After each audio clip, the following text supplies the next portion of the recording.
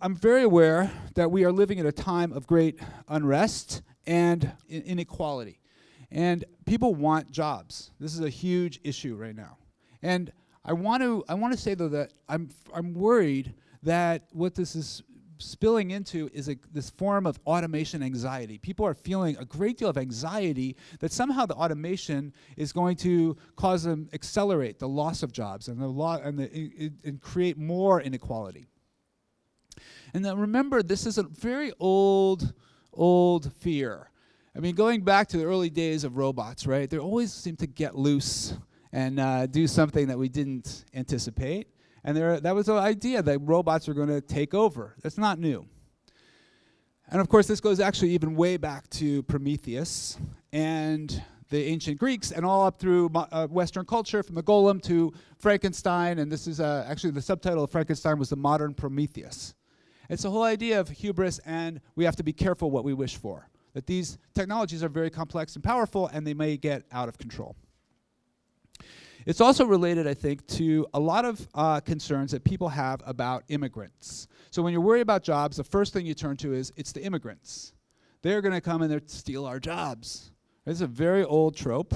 And in fact, we've seen it here in California. 100 years ago, it was the Chinese. And we're going to steal our jobs. And there was talk about the yellow peril at that time. And then I think whether it's then it was the Italians and it was the Jews. So it's always the Jews. But there's always some scapegoat out there. And so I think it's really interesting that Oliver Morton at The Economist made the point that, well, robots really are the latest immigrants that we're blaming for a loss of our jobs. And they're not immigrants from another country. They're immigrants from the future. And I think this very, very deep point he's making here. And I think it bears more discussion, and we'll do that later. So who's right? Is all this really a threat or an opportunity? I mean, the word singularity, I think, is particularly problematic. And I know we have some people from Singularity University, and I'm not attacking you, but because I don't think you're focusing on this. But that word is a focal point. That is, a lot of people have the focal point for a lot of the fear. So I'd like to propose an alternative tonight. It's something I call multiplicity.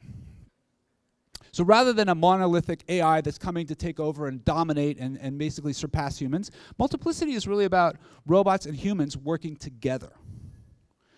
And one idea of this is to realize that actually this is well known in the fields of computer science and statistics, that if you look at something like you want to do some classification, well, you can use something called a statistical decision tree, and you measure the performance on a data set. But it was recently observed that you can extend this by taking a number of decision trees, what's called a random forest, and then combining all of their results, and you get much better performance. So when you compare a single tree to a collection of trees, we can provably show that the collection does better. And the key factor of this is that the trees have to be sufficiently diverse, sufficiently different. If they're all the same, if you have homogeneous trees, you don't get the benefit. But when they're diverse, you do. Now, similar things have been observed in the realm of humans, putting people together. So there have been experiments recently where you do people solving problems and you put different groups of people together.